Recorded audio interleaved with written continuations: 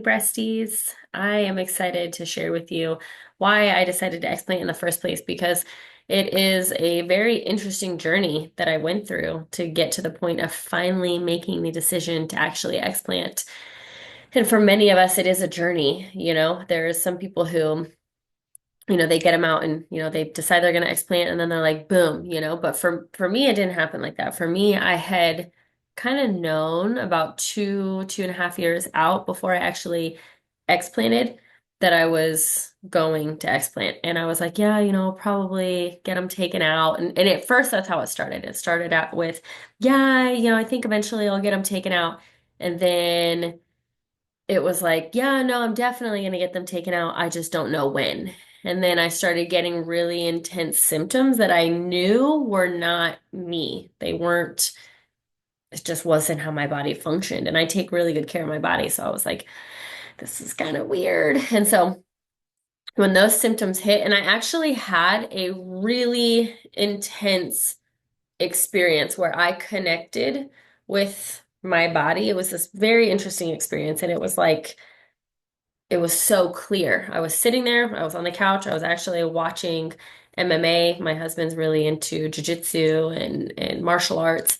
And so we were sitting on the couch, and all of a sudden, my body started communicating with me and telling me that it was upset that I had put something fake, something not real, something foreign into it. And so I'm like looking at my body communicating to me and telling me this. And it was coming from a place of like sadness, like it was sad and hurt that it had something foreign in it. And I was like, okay, wow. And I kind of ignored it. I told my husband about it, but I kind of ignored it. And I was like, that was weird. And then I started about a month or so after that, I started getting all these crazy symptoms, like rashes that we thought were cancer. We thought it was inflammatory breast cancer. So I went to go see a doctor for it. They wanted to put me on steroids. I went and saw someone else that was like, no, it's some kind of infection in your body. That was crazy. And so we ruled out cancer, but I had kept getting these rashes that would last for, over a month at a time. And they were itchy and they were uncomfortable and they were all in this breast region.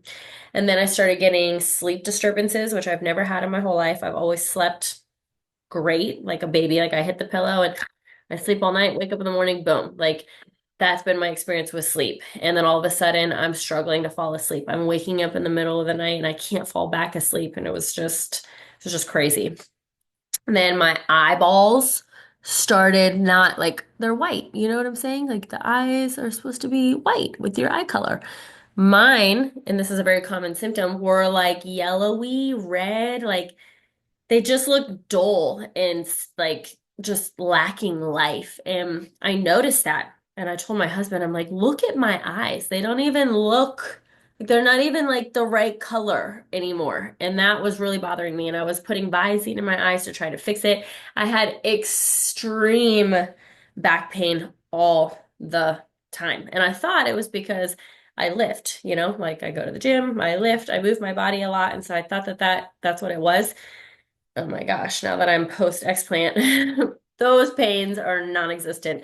And so I had the rashes, the eyes, the skin, the sleep issues. I was getting sick all the time. It was crazy because, like I said, I take good care of my body, and people were like, "You're the healthiest, sickest person I've ever met." And I'm like, I know. Like every 30, 40 days, I was sick. And it was awful. And I had the whole, the textbook BII symptoms. I had them all. I started getting a smell like when I smelled myself, like actually I didn't even have to go like this. Like just being alive, I could smell how awful my nose was or how my smell was. And it was because my lymphatic system was so clogged up from the toxins.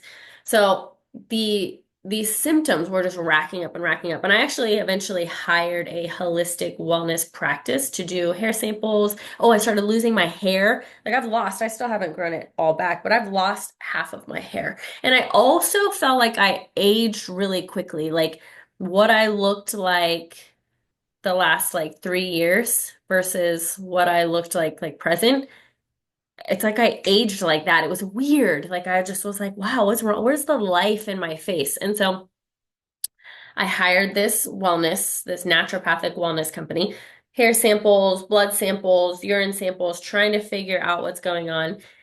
And they were like, well, your vitamin levels are good. And they were like, there is something going on with your blood that you have like autoimmune signals. Like that's what it's reading. And I was like, that's weird. And so, and up until that point, I had done my own research from what I was experiencing and the whole host of autoimmune issues, they kind of resonated with me. Like I was like, oh wow, I could have lupus, I could have Hashimoto's, there was another one called like Raynaud's disease. Like there was multiple of the symptoms that matched what I was experiencing. So I was like, oh my gosh, do I have a autoimmune disease?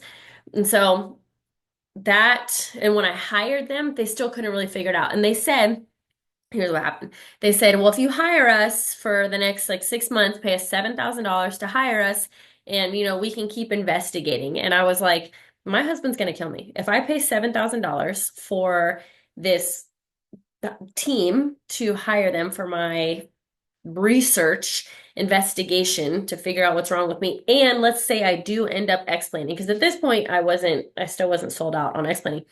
If and then I got to pay for an explant surgery that's going to be anywhere from, 8 to 20,000. He's going to kill me. Like, oh, I can't do that. So I told them, okay, yeah, I'll get back to you. And then I started actually detoxing, which I talk about in another video. And when I started detoxing, about 30 days into my regimen, I started noticing initially I started noticing differences. Like, my skin started clearing up. That's another thing. Like I had acne. My skin was so mad and my skin started getting a little clearer. And then as time went on, more of my symptoms started lessening and I started feeling better, which is why I'm such an advocate for detoxing, because for me, when you see in another video, I talk about it, and I need you guys to see the images because it's intense. But the ruptures that I had, I lost about half or one fourth, I don't know the exact amount, but I lost a lot of my silicone it got absorbed into my body from the ruptures. Because when I go back and look at, pictures of towards the beginning of my implants, my boobs were so much bigger than what they looked like the night before I got surgery. And I just didn't notice, like, because they were so big, I just didn't notice because so much time, it was just such a slow transition. And so when me and my husband looked, we're like,